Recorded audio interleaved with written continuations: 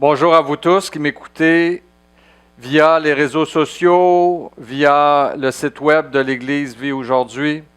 Je suis heureux de vous parler, encore une fois, au travers l'image et non pas en personne, mais mon cœur est avec vous, je suis avec vous en esprit et j'espère que vous l'êtes aussi et que vous serez bénis au travers le message qui va vous être apporté aujourd'hui.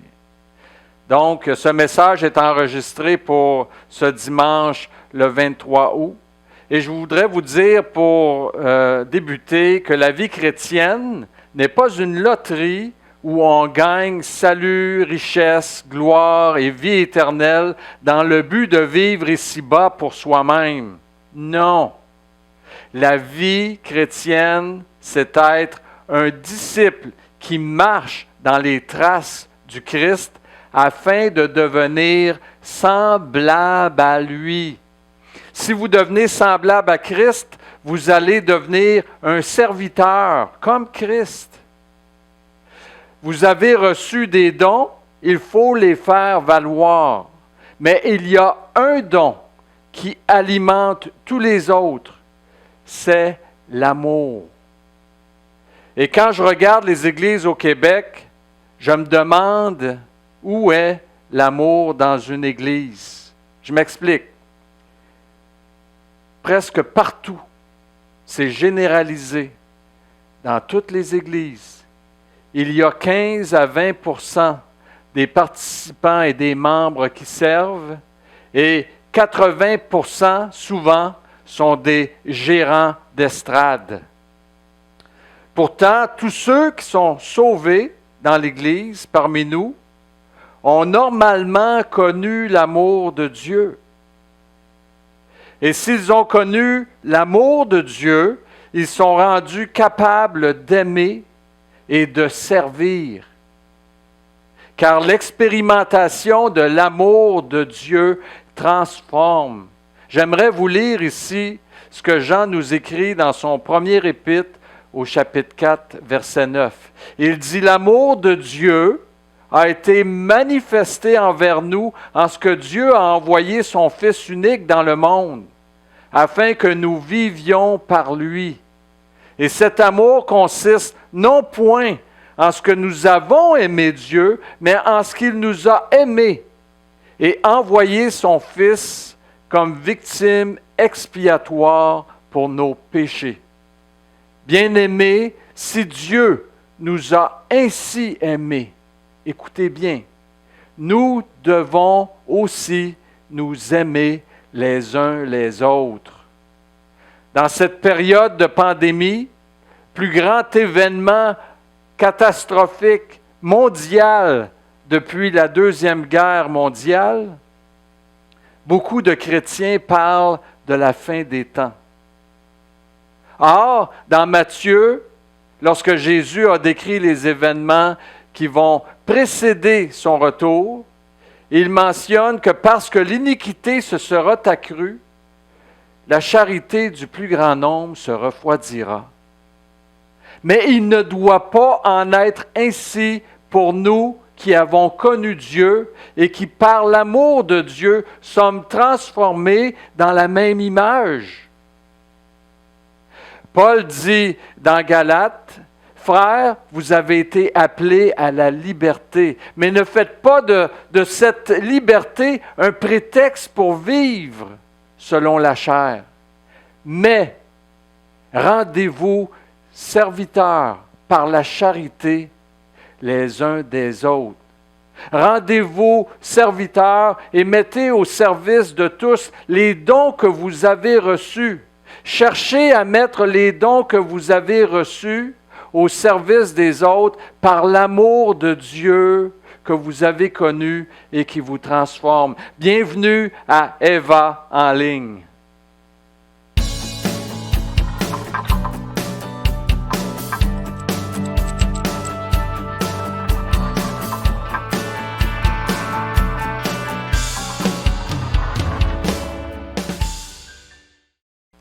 Bienvenue à l'étude de la parole de Dieu. Mon nom est Marc Guillemette, je suis le pasteur de l'Église Vie aujourd'hui. Je vous invite, pour ceux qui écoutent les messages de l'Église Vie aujourd'hui, d'Eva en ligne, via les réseaux sociaux, je vous invite à partager afin que la parole de Dieu puisse se répandre. Il y a des gens qui, à cause du partage que vous allez faire du message, vont pouvoir approfondir leur connaissance sur Dieu, peut-être même découvrir Dieu, découvrir Jésus-Christ, découvrir l'Église et trouver le salut de leur âme. Alors, je vous invite à partager les messages que moi et Michel, on met en ligne. Et puis, tout cela est fait pour votre édification et tout cela est fait aussi pour répondre à la volonté de Dieu qui envoie les serviteurs qu'il a appelés annoncer la parole de Dieu, annoncer la bonne nouvelle. Donc, cette semaine, on est dans Colossiens toujours. C'est une série sur Colossiens. C'est une série qui peut paraître longue pour certains, mais c'est une série vraiment enrichissante pour ceux qui veulent connaître et découvrir les profondeurs de la parole de Dieu et les doctrines théologiques qui ont été établies par Paul, qui a été envoyé par Jésus-Christ pour nous faire passer des ténèbres à la lumière, de la puissance de Satan à Dieu. Alors, Paul jouit d'une grande autorité parmi nous, même s'il n'est plus là depuis presque 2000 ans. Il reste qu'il a été un envoyé de Dieu, un envoyé par Dieu, un apôtre important pour tous les chrétiens du monde entier. Et comme Paul l'a si bien dit dans Galates, si quelqu'un vient à vous, même si c'est un ange qui descend du ciel, vous annoncez un autre évangile que celui qu'il nous a annoncé, qu'il soit anathème, c'est-à-dire qu'il soit séparé de Dieu. Alors, je veux me concentrer sur Colossiens et je veux vous dire ceci dans un premier temps. C'est que Paul, comme il l'a fait dans plusieurs épîtres, commence par nous parler de la grandeur de Christ, de nous parler également de notre position en Christ. C'est souvent les premiers, le premier, le deuxième, le troisième chapitre de son épître, puis par la suite, il nous donne quel doit être notre comportement chrétien en vertu de ce que nous obtenons grâce à Christ, grâce à son amour envers nous, puis grâce à ses promesses. Et donc, on va lire ensemble un passage de Colossiens, là où nous sommes rendus, et j'appelle ça, moi, des passages d'éthique chrétien, ou d'éthique chrétienne. Alors, lisons ensemble dans Colossiens au chapitre 3, versets 5 à 10. Paul dit ceci: « Faites donc mourir les membres qui sont sur la terre, l'impudicité, l'impureté, les passions, les mauvais désirs et la cupidité qui est une idolâtrie. C'est à cause de ces choses que la colère de Dieu vient sur les fils de la rébellion, parmi lesquels vous marchiez autrefois lorsque vous viviez dans ces péchés. Mais maintenant, renoncez à toutes ces choses, à la colère, à l'animosité, à la méchanceté et à la calomnie, aux paroles déshonnêtes qui pourraient sortir de votre bouche. Ne mentez pas les uns aux autres, vous étant dépouillés du vieil homme et de ses œuvres, et ayant revêtu l'homme nouveau qui se renouvelle dans la connaissance selon l'image de celui qui l'a créé. » Donc, sont mis en opposition deux hommes, deux êtres qui vivent en nous, un homme nouveau, une femme nouvelle, et un homme ancien, une femme ancienne. Alors, nous devons vivre selon l'homme nouveau et non selon l'homme, le vieil homme, l'homme ancien. Moi, j'aime bien l'expression de Paul, « faites mourir ». Il est tranchant, l'apôtre Paul, quand on considère le langage qu'il utilise. Il est clair en même temps. Faites mourir. Le problème, c'est que notre vieille nature n'est pas tuable. Il ne suffit pas de dire non pour que nous ne soyons plus tentés par le mal. Hébreu donne la réalité de notre condition et en même temps la solution à nos problèmes. En fait, quand je dis Hébreu, il y a un passage de l'Épître aux Hébreux qui nous donne la condition dans laquelle nous sommes enfermés dans cette chair et en même temps qui nous révèle quelle est la solution pour être victorieux face à cette condition. Et c'est le passage suivant dans Hébreux 12 où il est écrit « Nous donc aussi, puisque nous sommes entourés d'une si grande nuée de témoins, rejetons tout fardeau et le péché qui nous enveloppe si facilement. » Et le péché qui nous enveloppe si facilement. Et courons avec persévérance l'épreuve qui nous est proposée. Faisons-le en gardant les regards sur Jésus. Faisons-le en gardant les regards sur Jésus qui fait naître la foi et l'amène à la perfection. Alors, j'ai répété 2 fois les passages qui sont importants ici. La réalité de notre condition, c'est que le péché nous enveloppe très facilement. Nous sommes vulnérables face au péché. Nous sommes tentés dans cette chair et selon ce vieil homme face au péché et envers le péché. Nous tombons malheureusement dans le péché. Et ce n'est pas parce que nous sommes nés de nouveau et parce qu'il y a un nouvel être en nous que nous ne péchons plus jamais. Cette condition de ne plus pécher, où on ne connaîtra plus le péché, va venir un jour lorsque Dieu va faire la rédemption de notre corps. Mais tant que nous vivons dans cette chair, nous sommes vulnérables face au péché. Les chrétiens ont vécu toutes sortes de difficultés au travers les âges. La persécution, les faux prophètes, les faux docteurs, les faux enseignants, la période d'obscurantisme du Moyen Âge qui a duré plusieurs siècles, où la parole de Dieu devait être très rare. On n'était pas encore à l'ère de l'imprimerie, où on pouvait trouver 2-3 Bibles dans toutes les maisons, comme c'est le cas aujourd'hui. Et il y a eu des guerres, des famines, il y a eu des périodes migratoires où des populations entières ont dû se déplacer, parfois même jusque vers d'autres continents. Et ça incluait des chrétiens, des croyants, qui ont dû fuir aussi souvent la persécution dans les régions où ils vivaient. Et aujourd'hui, une des grandes difficultés pour nous, chrétiens qui sommes dans le monde moderne, c'est l'apostasie et l'iniquité. L'apostasie, c'est l'abandon d'un christianisme de service et d'obéissance à Christ. Et également une exposition excessive au mal à cause des médias, à cause des télécommunications, à cause du monde de commerce dans lequel nous vivons. Je pourrais parler de long en large de tous les péchés qui nous sont offerts autour de nous comme des leurres pour attraper des poissons. Je ne sais pas s'il y en a parmi vous qui vont à la pêche ou qui sont allés à la pêche déjà dans leur vie.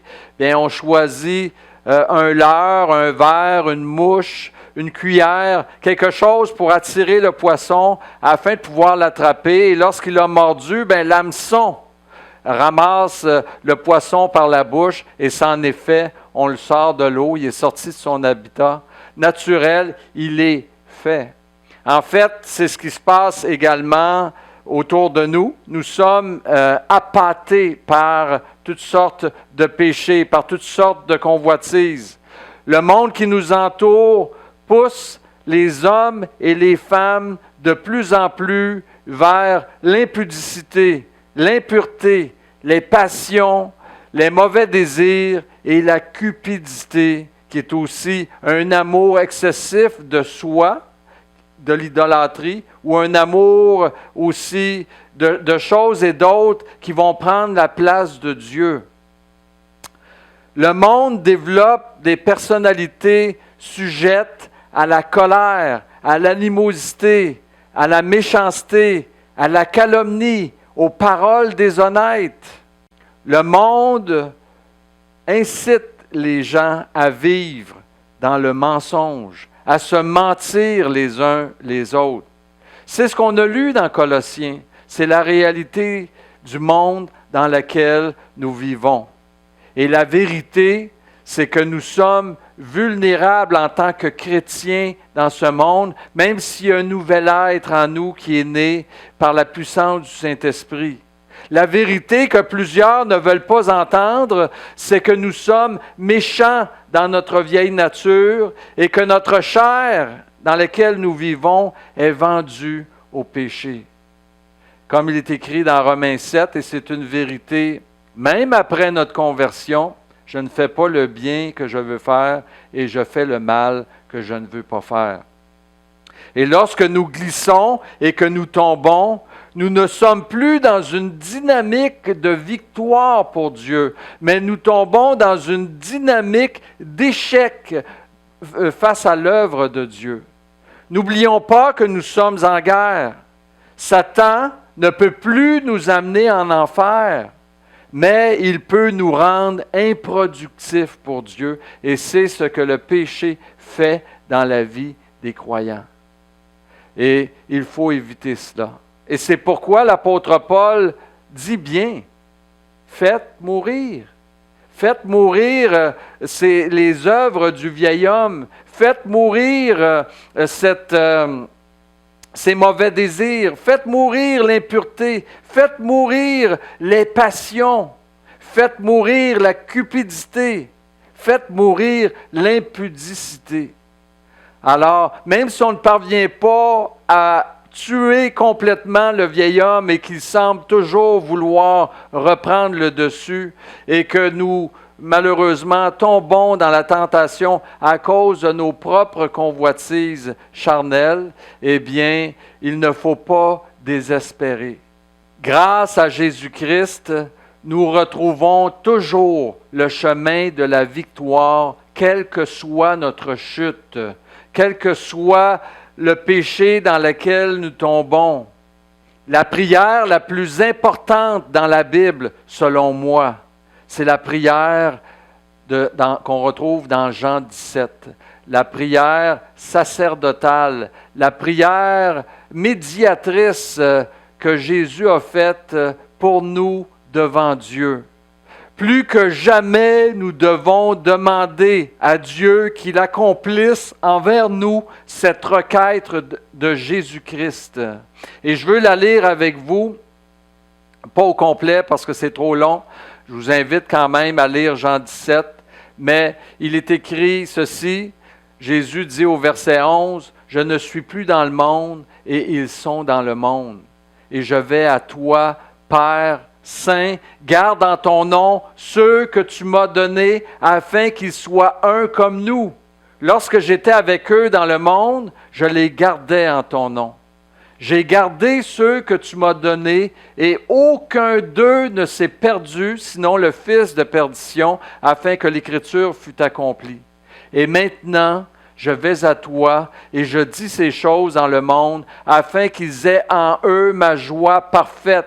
Je leur ai donné ta parole et le monde les a haïs parce qu'ils ne sont pas du monde comme moi je ne suis pas du monde. » Verset 15, important. « Je ne te prie pas de les ôter du monde, mais de les préserver du mal. » Plus que jamais, j'ai besoin, moi, dans ma vie quotidienne, que cette prière que Jésus a faite pour moi devant le Père soit exaucée. Seigneur, préserve-moi du mal, à cause de ma chair, à cause de ce vieil homme que je ne parviens pas à faire mourir totalement, et à cause aussi de cet homme nouveau qui veut vivre pour toi, qui crie après toi, Abba, et qui soupire pour faire le bien et marcher dans la justice et être ton serviteur. Moi, je n'ai pas de solution miracle à vous donner pour ne pas succomber au mal. Pour faire mourir votre vieille nature qui se corrompt et à cause de laquelle la colère de Dieu va venir sur les fils de la rébellion, je n'ai qu'une prière. J'ai la prière de Jésus, la prière sacerdotale de Jésus, cette merveilleuse prière, et j'ai tellement confiance dans les prières de Christ. J'ai tellement confiance en Jésus-Christ que je sais que cette prière peut s'accomplir et va s'accomplir pour moi. Et cette prière, c'est « Préserve-moi du mal, Seigneur ». Donc, moi, j'ai une prière, celle de Jésus, en qui je mets toute ma confiance. Et pour ceux qui aimeraient un conseil de ma part, en tant qu'enseignant de la parole de Dieu, bien, c'est le suivant. Garde les regards sur Jésus. Garde les regards sur Jésus-Christ qui produit la foi et qui l'amène à la perfection. Que Dieu vous bénisse, frères et sœurs.